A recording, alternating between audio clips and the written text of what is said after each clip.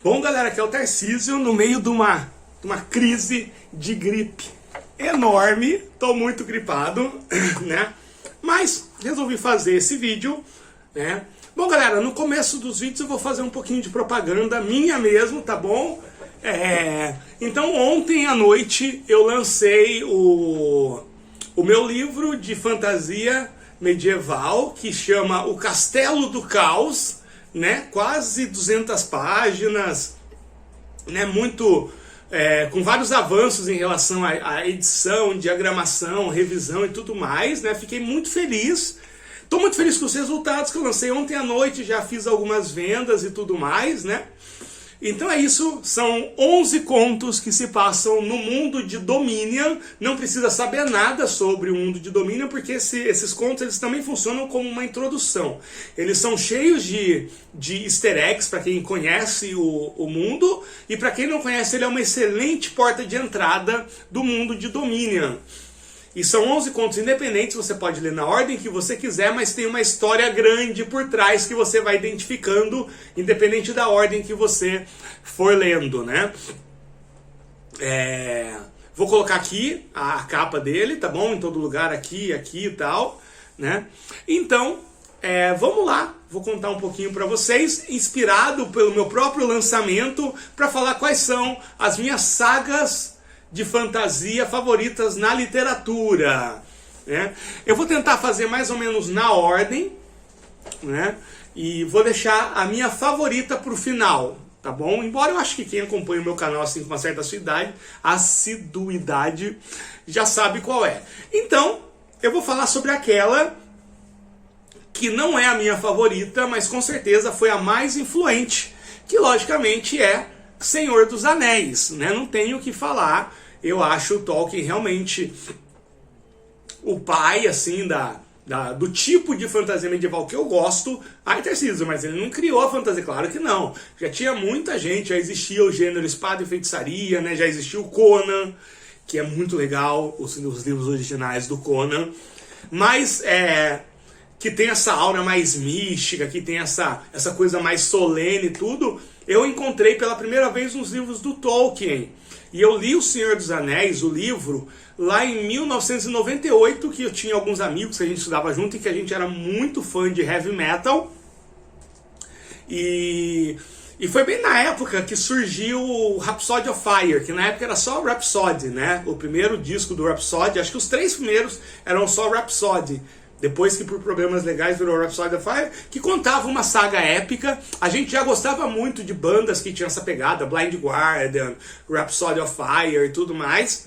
E aí a gente começou a ler O Senhor dos Anéis, não existiam os filmes, ainda se falava pouco em Senhor dos Anéis, pelo menos no nosso meio, né? E foi uma experiência muito bacana, né? E depois eu reli algumas vezes ao longo da vida. Eu nunca tive aquela primeira sensação, né? Parece adicto falando, né? Eu nunca tive a mesma experiência da primeira vez. Nunca tive, né? Foi uma coisa muito impactante a forma de escrita. A questão das línguas me impactou muito, tanto é que o meu TCC na minha faculdade de letras é uma língua própria, que é o Dominianto, que é a língua oficial de Dominion. Mas eu confesso que ao longo do tempo o meu interesse por Senhor dos Anéis foi diminuindo, né? Principalmente por causa dessas... tem alguns trechos, alguns pontos, principalmente o Silmarillion, que eu acho que se levam muito a sério demais. Nada contra, é a proposta dele, eu sei que tem gente que adora, mas eu acho que é muito, muito sério demais. Então, não que eu quero uma coisa cômica, eu também não gosto do Terry Pratchett, que é um cara que escreve uma coisa mais cômica, que eu sei que é muito bom, mas que eu também não curto essa pegada mais cômica, né? Não sei se eu tô conseguindo pôr meu ponto, mas acho que, não que é sério, mas se leva muito a sério, que era uma coisa importante na vida do Tolkien, talvez tenha sido a coisa mais importante da vida dele, dentro do ponto de vista dele mesmo, né? Ele levava muito a sério, então dá pra entender isso. E porque também tem algumas questões aí associadas ao tempo dele, a forma como se pensava, alguns materiais que ele usou de base, que hoje em dia, dentro do mundo do estudo, do mundo acadêmico, a gente já coloca várias questões mais problemáticas relacionadas a várias coisas que eu não vou falar aqui. Mas a importância do impacto do Senhor dos Anéis, né?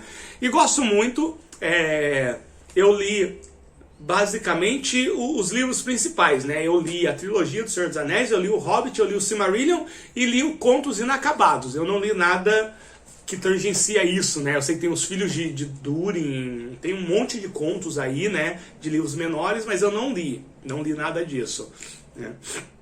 Então tá aí, Senhor dos Anéis, com a importância de ter começado essa fagulha. Um outro, agora deixa eu fazer aqui um cálculo, né? Para falar em ordem. Ok. Então agora eu vou falar o top 4. Então era o top 5, né? Em quinto lugar, Senhor dos Anéis. Em quarto lugar, eu colocaria A Torre Negra, do Stephen King, né? É sim um mundo de fantasia, só que ele passeia por vários gêneros, pelo gênero do horror, pelo gênero do pós-apocalipse, pelo gênero western, né, do faroeste, pelo gênero do sci-fi. Então, é uma obra de fantasia, sim. Não é fantasia medieval, mas é uma obra de fantasia. Embora tenha vários elementos comuns aí nas obras de fantasia medieval, né? A gente sabe que, por exemplo, o primeiro livro, né, o Pistoleiro, foi totalmente inspirado no Senhor dos Anéis e tudo mais. E eu adoro, eu acho fantástico a progressão, assim. Tem muito livro, eles são enormes, tem alguns que são mais legais, tem uns que são muito arrastados. O primeiro livro eu não gosto, né? Eu entendo, e eu sei que ele é importante, ele estabelece muita coisa, mas o próprio Stephen King não gosta, né? Então realmente é um livro problemático. Ele era muito jovem, ele estava querendo escrever um negócio hiper mega pretensioso, e ele ainda não era o Stephen King, né? No ponto de vista da técnica e tudo mais. Mas do segundo em diante, né? Acho que o segundo é a escolha dos três, né? E vai num crescendo, e é fantástico, assim, é maravilhoso. Assim, o tamanho do mundo, assim, é um mundo gigante. Ah, meu Deus do céu, vou espirrar. É um mundo enorme, vou ter que fazer uma pausa para espirrar, não acredito nisso. E eu gosto muito dos personagens, né? Já espirrei. Eu gosto muito dos personagens, gosto muito do Pistoleiro, né? Não gostei do filme, mas eu adorei a caracterização do Idris Elba como Pistoleiro. Assim, o figurino, a interpretação dele, eu gostei muito, né? E eu vou falar que, assim, acaba salvando o filme por causa dele, né? Eu gostei muito da forma como ele interpretou. O roteiro é péssimo, né?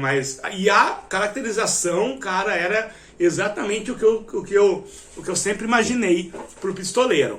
Mas, assim, tentaram condensar em 1h30 mais de 5.000 páginas de história, que é muito maior do que o Senhor dos Anéis, por exemplo, né?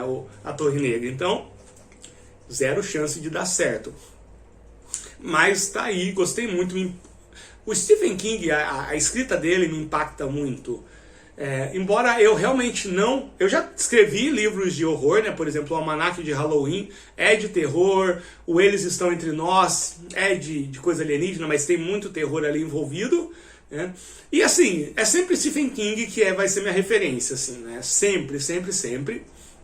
Em alguns livros ele é mais escatológico, assim, eu já não curto tanto, mas quando ele vai para esse lance mais da construção de personagem, do mistério e tudo, ele é o King mesmo, ele é o rei. Então esse seria o meu 4, né? Agora vamos no terceiro lugar, recebendo medalha de bronze, a tetralogia Angélica, do Eduardo Spohr. Assim, eu não tenho adjetivo suficiente para dizer o quanto que eu gosto dessa saga. Assim, eu gosto demais.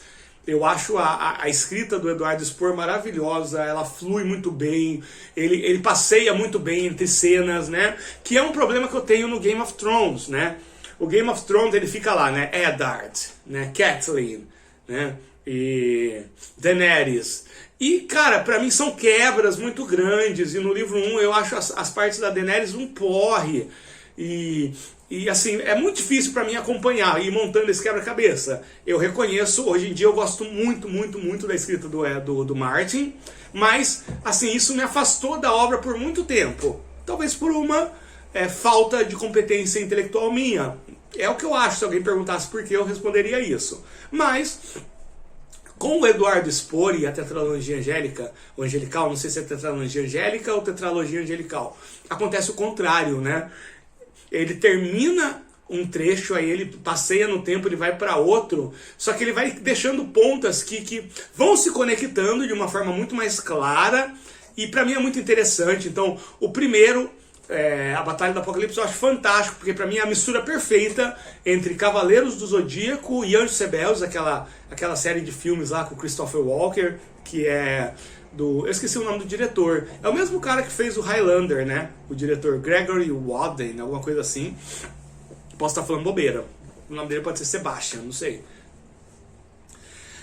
Depois tem o Anjo da Morte, né? Que ele já vai pro lance mais de guerra. E ele tem umas passagens lá que lembra muito Lost, né? O personagem principal. Ele visita um local que tem uma base secreta, que estão sendo feitos vários experimentos, e é muito Lost, e eu sei que o Eduardo Spor gostava muito de Lost, era na época que o Lost tava aí, né? Ou talvez já tivesse acabado, não sei, mas tava no hype ainda, né, de quem era fã. Depois tem aquele de Atlântida, que eu acho fantástico, como é que ele passeia, como é que ele faz alguns personagens mudarem totalmente, com uma boa explicação, né? Eu adoro esse universo, eu gosto muito. Eu gosto muito do RPG que o Eduardo Spor escreveu, com as regras próprias que ele abandonou, né? Ele falou pra mim que em partes por falta de playtest era difícil arrumar, né?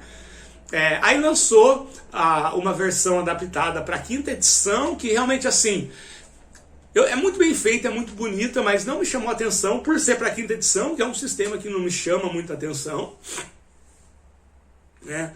E eu quero muito ver coisas mais dentro desse universo. Eu quero muito, muito, muito. Eles lançaram uma aventura oficial para a 5ª edição, né? Eu não me lembro o nome, mas eu cheguei a jogar aqui no canal, que é muito boa. Só que eu joguei com as regras originais, né?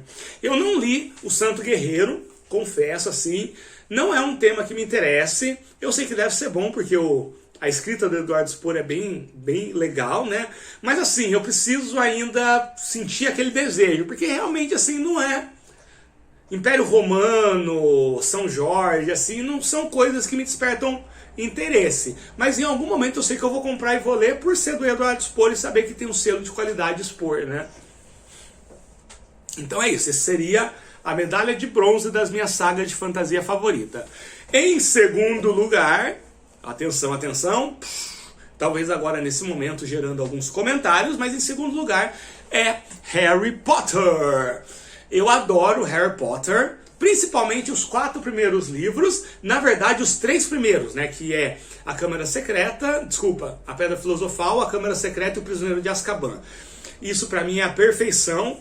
Por quê? Porque nesses 3, o foco é aquele que eu considero o personagem principal de Harry Potter, que é o castelo de Hogwarts, a escola de Hogwarts, né?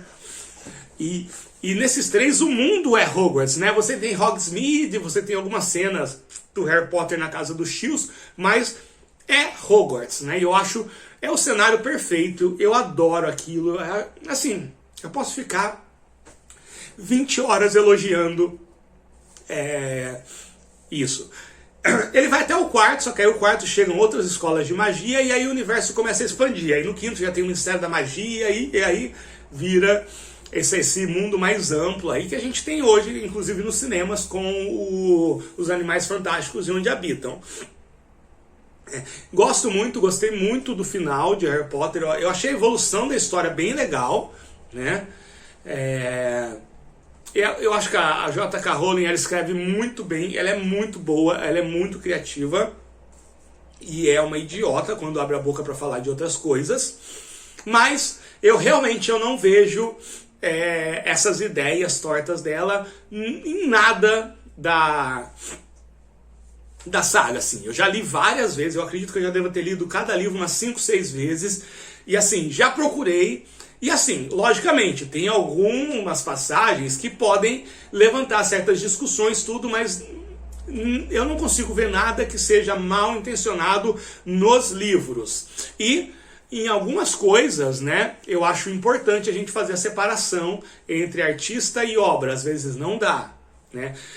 Eu nunca vou dar dinheiro de novo para J.K. Rowling, né? Por exemplo, se ela lançar um livro novo no mundo do Harry Potter, eu vou ler, com certeza, mas eu vou piratear. Assim, falo isso, né, correndo o risco de ser banido aqui do YouTube, né, por estar fazendo apologia a crime. Porque eu não vou dar dinheiro para ela, eu simplesmente não vou ler, tá bom? Mas eu vou me interessar. Por quê? Nem sempre, e graças a Deus que isso acontece, nem sempre a obra é contaminada. Você pega aí o próprio caso do Samurai X, que é uma obra fantástica de anime e mangá, e que o cara cometia crimes hediondos, terríveis, que eu não quero nem falar aqui. Mas a obra não foi contaminada, né? Na música tem muito disso. Na música, por exemplo, você pega alguns discos clássicos de black metal lá da Noruega, eles têm letras fantásticas falando sobre temas pagãos ou falando sobre literatura gótica, e você vai ver os caras eram um bando de nazista assumido, ou tão assumido que chegavam a cometer assassinatos em nome da filosofia. É complicado isso, mas se a obra, do meu ponto de vista, ela não está contaminada por aquilo, eu acho que a obra ela tem uma vida independente. Porque senão, gente, olha só, talvez quebrando algumas ilusões, tá? O Mozart, ele era um babaca playboy que achava que todo mundo era um lixo e só ele era um gênio, né? O Vivaldi tem vários indícios dizendo que talvez o Vivaldi tenha sido um pedófilo. Ele era um padre, ele não gostava de celebrar missa, ele montou tipo um conservatório em que ele só aceitava crianças e pré-adolescentes, sabe, que ele tinha uma atenção especial por meninos e tudo mais. É muito complicado isso, sabe? Muito complicado. O Brahms, não é o Brahms, né? Acho que é o Brahms, agora eu tô confundindo. Eu acho, não é o Brahms, é um pianista famoso, o Schumann, né? O Schumann, um dos maiores pianistas aí do período romântico, tudo, ele roubava descaradamente composições da esposa dele e não acreditava, ele colocava o nome dele nas composições. Então, depois de muitos e muitos anos, o pessoal foi estudando e descobriu que tem várias músicas do Schumann que eram consideradas geniais e que fizeram ele ser quem ele foi, eram na verdade da mulher dele, que ele simplesmente pegava e lançava no próprio nome. E nunca dava crédito para ela, né? Mesmo nas ciências, né? Se você for pegar Einstein, Stephen Hawking, todos eles têm passagens extremamente discutíveis nas vidas pessoais, mas a contribuição que todas essas pessoas deram, seja na arte, na ciência e tudo, elas são independentes. Eu sempre costumo citar o seguinte exemplo, né? Se um cientista nazista, assumidamente nazista, descobrir a cura definitiva da AIDS, a gente vai recusar a cura por conta da origem? Não. A gente vai pegar esse cara, vai amarrar, vai tacar de um penhasco e vamos aproveitar a cura para o bem, né? E eu acho que a arte também tem isso. A arte ela não deixa de ser um tipo de cura. A arte ela é essencial, né? Aí assim, mas está falando de cura da AIDS, a gente está falando de arte. Gente, não diminuam o valor da arte. Em uma outra esfera, de uma outra forma, a arte ela tem o mesmo poder que muitas invenções científicas, que muitas invenções médicas, tá? Tem pessoas que literalmente foram salvas por conta da arte. Então, pode vir no meu canal aqui discutir, contrapor essa opinião, mas não venha no meu canal diminuir a importância da arte no desenvolvimento humano e na vida pessoal de cada um, né? Então é isso. E então esse é o meu número 2, a medalha de prata. E quem que é o number one, né? O número 1, olha só, é Crônicas de Nárnia. É a minha saga favorita. E olha só que interessante, Crônicas de Nárnia são vários livros, mas só tem tem 3 que eu considero obras-primas só, que é O Leão, Feiticeiro e o Guarda-Roupa, A Viagem do Peregrino da Alvorada e A Cadeira de Prata. Esses 3 eu considero obras-primas. Tem alguns que eu considero horríveis. Por exemplo, O Menino e Seu Cavalo. Gente do céu, aquele é muito ruim. Odeio esse conto. O Menino e Seu Cavalo. E também A Batalha Final, que é quando encerra. Nossa, que preguiça que o C.S. Lewis estava ali, na minha opinião, né? Não gosto, acho mal escrito, acho que não tem resolução nenhuma. Ele para do nada uma história que ele ficou 100 páginas desenvolvendo e pronto, acabou o mundo, é isso, tal. Não resolve nada, ele cria toda uma situação que ele não resolve, né? No último, eu acho péssimo o final, né? O Príncipe Caspian, né, pra mim tanto fez, tanto faz. O Sobrinho do Mago tem umas coisas interessantes ali, mas de maneira geral eu acho bom o Sobrinho do Mago, mas não acho obra-prima. Mas esses três, né, o Leão, o Feiticeiro e a Feiticeira e o Guarda-Roupa, A Viagem do Peregrino da Alvorada e A Cadeira de Prata, eu acho assim, obras-primas, é o supra-sumo do que eu considero de literatura de fantasia, assim, o quão bem ele consegue suscitar imagens sem ser prolixo, sem ficar descrevendo cada árvore, cada pedra que tem no meio do caminho. Não que eu ache isso ruim, eu gosto também, mas ele consegue fazer muito com pouco, sabe? Sem precisar fazer descrições e aí aparece um castelo e aí ele conta 200 anos de história do castelo, não faz isso. E mesmo assim ele vai criando um mundo fantástico, assim. A Cadeira de Prata, ele é um universo inteiro ali, né? Você tem a Terra dos Gigantes, você tem um mundo subterrâneo, você tem o Pai Tempo. É absurdo o que o cara faz ali. Então, não todas as Crônicas de Nárnia, mas esses 3 livros em especial, eu considero, assim, é o que eu mais gosto de literatura fantástica de todos os tempos, assim. Os outros, né, O Menino e Seu Cavalo, eu tacaria fogo tranquilamente. A Batalha Final, eu voltaria no tempo pro cara não escrever aquilo. Mas esses 3, assim, tá lá no top, no meu top. As produções de Nárnia, elas são assim. Pouca gente aqui no Brasil sabe, mas tem uma série da BBC na década de 80, no final da década de 80, das Crônicas de Nárnia, que eles adaptaram vários contos. Se eu não me engano, eles adaptaram O Leão, o Feiticeiro e o Guarda-Roupa, o Leão, a Feiticeira e o Guarda-Roupa. Eu não me lembro se foi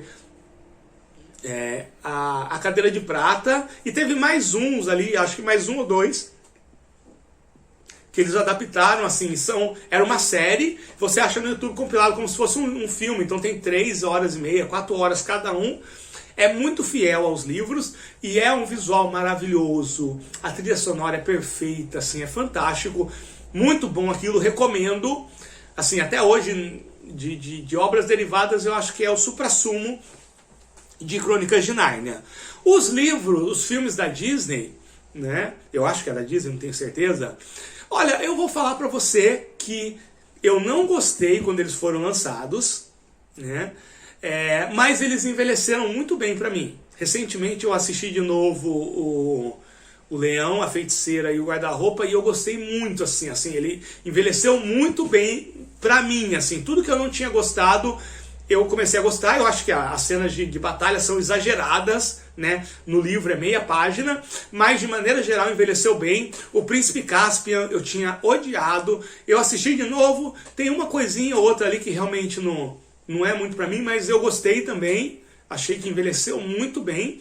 E A Viagem do Peregrino da Alvorada eu acho um excelente filme de fantasia, eu acho fantástico, assim, eu acho muito bom mesmo. Então é isso, né? Espero ver mais coisas, queria que eles tivessem continuado, porque na verdade, assim, o meu problema com os filmes, ele foi muito contaminado, porque quando foi anunciado as Crônicas de Nárnia, eu não conhecia as Crônicas de Nárnia. Eu sabia que existia porque tem uma banda de heavy metal chamada Nárnia, né, que fala sobre isso, e é uma banda de power metal, eu gostava, então eu sabia por cima por causa das letras. E quando eu assisti o filme, eu assisti primeiro o filme depois que eu fui ler, e aí foi meu erro. Por quê? Eu realmente achava que era algo muito próximo dessa fantasia mais medieval, mais RPG, Senhor dos Anéis. E não tem nada a ver, gente, é muito injusto e sem sentido comparar Senhor dos Anéis com Crônicas de Nárnia, porque mesmo sendo fantasias medievais, são propostas totalmente diferentes, para públicos totalmente diferentes, com intenções totalmente diferentes. Assim, é mesmo que comparar o Neymar com o jogador de boliche para ver quem é o melhor usando os mesmos critérios. Por exemplo, quem faz mais drible, né? Logicamente, não dá para comparar porque o cara do boliche não faz drible, né? Então, não faz sentido comparar Crônicas de Nárnia e Senhor dos Anéis, mas foi exatamente isso que eu fiz. Isso atrapalhou muito a minha degustação do Crônicas de Nárnia. Isso atrapalhou muito a minha percepção, né? Então, mas eu não achei ruim também não. Eu vou falar assim, se eu falar pra você que eu achei horrível, não achei não. Só que eu tava esperando aquela coisa épica e trilha sonora com uma orquestra de 160 instrumentistas. E não, né? É outra pegada. E aí eu li os livros e aí eu falei, pô, é outra pegada, não tem nada a ver, né? E também não acho, não tô passando pano pro C.S. Lewis, não. O Menino e Seu Cavalo é um conto absurdamente preconceituoso contra povos do Oriente Médio, absurdamente, né? E tem um ou outro ponto ali ao longo dos textos que realmente são problemáticos, sim, e devem ser discutidos, sim, né? Não passo o pano, não, mas esses três são as obras fundamentais na minha biblioteca pessoal de fantasia. É isso, galera, a gente se vê.